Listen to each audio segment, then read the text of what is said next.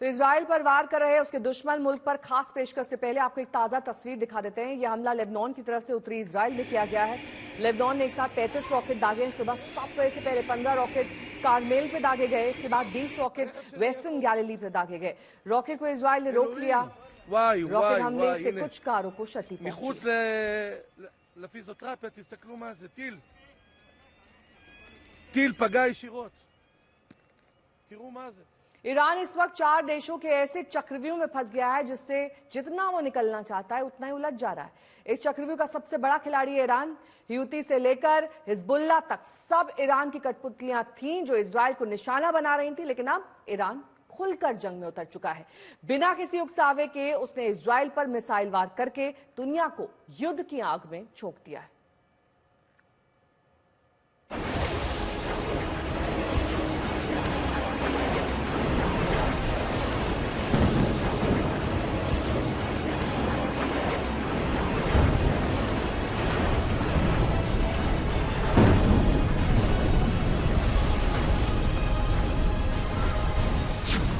Israel का दुश्मन number 1 Iran. Iran ने अब जंग की ठान ली है। इजराइल पर ईरानी वार। ईरान अब खुलकर मैदान में है।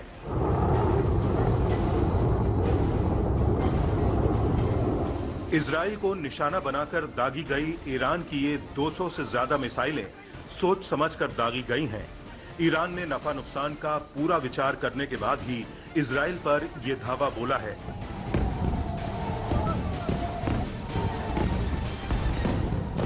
भले ही ईरान के मिसाइल हमले में इजराइल को ज्यादा नुकसान नहीं हुआ हो, लेकिन ईरान ने दुनिया को, खासकर अमेरिका को साफ संकेत दे दिया है कि अब वो जंग से नहीं डरेगा, अब वो किसी से नहीं डरेगा। और इस हमले के बाद ईरान के सुप्रीम लीडर जब दुनिया के सामने आए तो उनके हाथ बंदूक पर थे और उन्होंने जो ऐलान किया वो और भी खतरनाक था और इस बात का संकेत भी था कि ईरान इजराइल को निशाना बनाता रहेगा। मुसलमानों को मिलकर रहना होगा, अल्लाह के बताए रास्ते से न हटें, मुस्लिम साथ रहें तो अल्लाह मेहरबान। दुश्मनों से सावधान रहना होगा, जल्दबाजी नहीं करेंगे लेकिन रुकेंगे नहीं।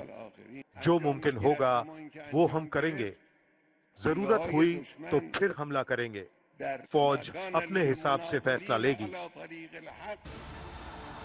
ईरान ने इजराइल के जख्मों पर नमक भी छिड़का है। 7 अक्टूबर 2023 की बरसी पर देखिए ईरान के सुप्रीम लीडर ने क्या ट्वीट किया है। ऑपरेशन अल अक्सा फ्लड ने यहूदी शासन को 70 साल पीछे धकेल दिया। यानी खामेनेई हमास के उस बर्बर हमले को जायज करार दे रहे हैं। यही बात इजराइल को खटक रही होगी। ईरान ने भले ही दोबारा हमला नहीं किया, लेकिन वो जानता है कि उसे आगे की तैयारी रखनी होगी, क्योंकि इजराइल पलटवार करके रहेगा। इसका संकेत नेतन्याहू पहले ही ये कहकर दे चुके हैं कि ईरान ने बड़ी गलती की है। ईरान आखिर खुलकर मैदान में सामने क्यों आया? इसकी बड़ी वजह यह है कि उसके मोहरे, उसकी कठपुतलियां लगातार पिट रही हैं। हमास बुरी तरह पिट चुका है, हिजबुल्लाह की कमर टूट चुकी है, हूती में उतना दम नहीं है। इजराइल के आगे ईरान ने भले ही खुला मोर्चा खोल दिया है, लेकिन ईरान भी जानता है कि उसका साथ देने वाले देश गिने चुने ही हैं।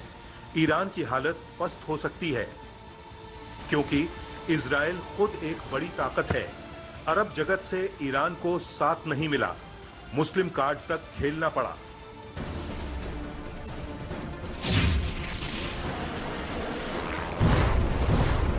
लेकिन ईरान आर पार की जंग लड़ रहा है। वो अब पीछे हट भी नहीं सकता, क्योंकि वो अपने बस में जो था वो कर चुका है। अब बारी शायद इजराइल की है। बेरूत से अशरफ वाणी और आशुतोष के साथ हाइफा, इजराइल से गौरव सावंत, आज तक। तो ईरान से पहले हिजबुल्लाह इजराइल को परेशान किए हुए था। हिजबुल्लाह ने इस कदर इजराइल को हमलों का शिकार बनाया कि आखिर इजराइल को खुलकर हिजबुल्लाह पर हमले करने पड़े और हिजबुल्लाह से होते होते हफ्ते भर के अंदर ये जंग बेरूत तक पहुंच गई। अब बेरूत जल रहा है, लेकिन हिजबुल्लाह बीच बीच पे हमले करके जता रहा है कि उसका खात्मा अभी नहीं हुआ है।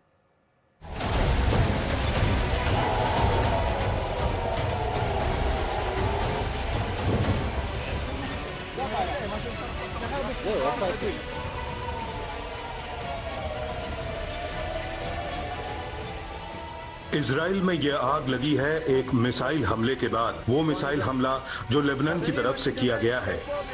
הבית הפרטי שלי, כל הבית התפוצץ. ממש פה, נפילה בבית שלי. האוטו, המכוניות, הבתים, אני קורא לכיבוי אש בכל העולם.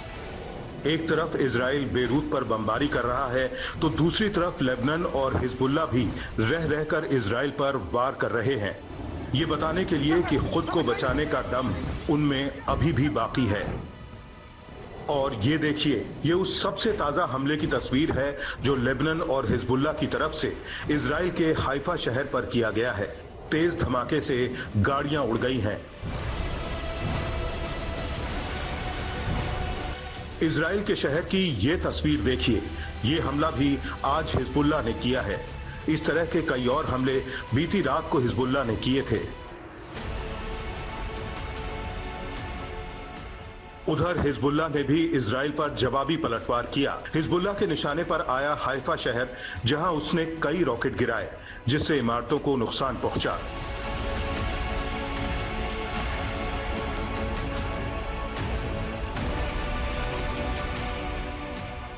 हाइफा में रह रहकर इमरजेंसी अलार्म बजते रहे। हिजबुल्लाह के हमलों के बाद कुछ इमारतों में आग लगी दिखी। हालांकि इजराइल की फोर्स और पुलिस ने तुरंत मोर्चा संभाल लिया। हाइफा में नुकसान ज्यादा हो सकता था, लेकिन हाइफा के ऊपर इजराइल का सुरक्षा कवच आयरन डोम सक्रिय हो गया। हिजबुल्लाह के कई रॉकेटों को आसमान में ही आयरन डोम ने मार गिराया।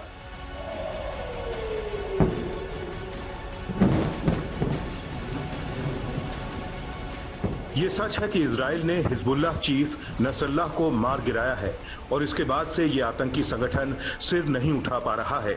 लेकिन ये भी मानना गलत होगा कि हिजबुल्लाह पूरी तरह खत्म हो चुका है। इसकी तमाम वजहें हैं। हिजबुल्लाह ईरान का ही पाला पोसा है। ईरान की लड़ाई हिजबुल्लाह लड़ रहा है। आगे भी ईरान से समर्थन मिलता रहेगा। ईरान हथियार सप्लाई भी जारी रखेगा। जब तक ईरान का हाथ हिजबुल्लाह पर है, तब तक लेबनान की तरफ से इजराइल को खतरा बना रहेगा। हिजबुल्लाह की ताकत इन तस्वीरों से समझिए, कैसे इजराइल की सरहद तक हिजबुल्लाह ने एक सुरंग बना दी थी। इसमें हथियार जमा करके रखे गए थे। हालांकि इजराइल ने वक्त रहते इस सुरंग का पता लगा लिया और ऐसी ही कई सुरंगों को तबाह कर दिया। लेकिन हिजबुल्लाह अभी पूरी तरह खत्म नहीं हुआ है। इजराइल को ये याद है, इसलिए वो बेरूत पर लगातार हमले कर रहा है। बेरूत से अशरफ पानी और आशुतोष के साथ हाइफा, इजराइल से गौरव सावंत, आज तक।